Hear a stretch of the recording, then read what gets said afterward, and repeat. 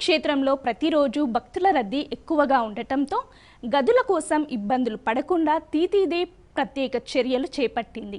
గతంలో సిఆర్ఓ వద్ద అద్దె గదుల కోసం భక్తులు గంటల కొద్దీ వేచి ఉండే విధానంలో మార్పులు చేసింది. ఉప విచారణ కార్యాలయాల ద్వారా గదులు కేటాయించే విధానం అమలులోకి తెచ్చింది. భక్తులు ముందుగా తిరుమలలోని కేంద్రీయ విచారణ కార్యాలయం సిఆర్ఓ వద్ద రిజిస్ట్రేషన్ చేసుకోవాల్సి ఉంటుంది. ఉదయం 5 గంటల నుంచే ఈ కార్యాలయం తెరిచి ఉంటుంది. ఆధార్, ఫోన్ నెంబరు సాయంతో ఫేస్ రికగ్నిషన్ సిస్టమ్ ద్వారా రిజిస్ట్రేషన్ పూర్తి చేస్తారు. తరువాత కౌంటర్ వద్ద 2 కేటగిరీలకు సంబంధించిన గదుల్లో నచ్చింది ఎంచుకోవచ్చు. ఏ కేటగిరీలో 50 రూపాయలు, 100 రూపాయల గదులు, బి కేటగిరీలో 1000 రూపాయల అద్దె గదులు ఉంటాయి. ఈ ప్రక్రియ పూర్తి కాగానే భక్తులకు ఎక్నాలెడ్జ్మెంట్ వస్తుంది.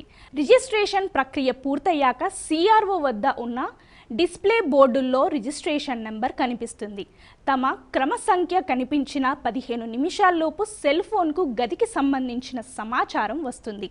ఒకవేళ డిస్ప్లేలో రిజిస్ట్రేషన్ నెంబర్ వచ్చినప్పటికీ SMS రాకపోతే అక్కడే ఏర్పాటు చేసిన కియోస్క్ యంత్రాల్లో ఎక్నాలెడ్జ్మెంట్ స్కాన్ చేస్తే గది వివరాలు చూపిస్తుంది.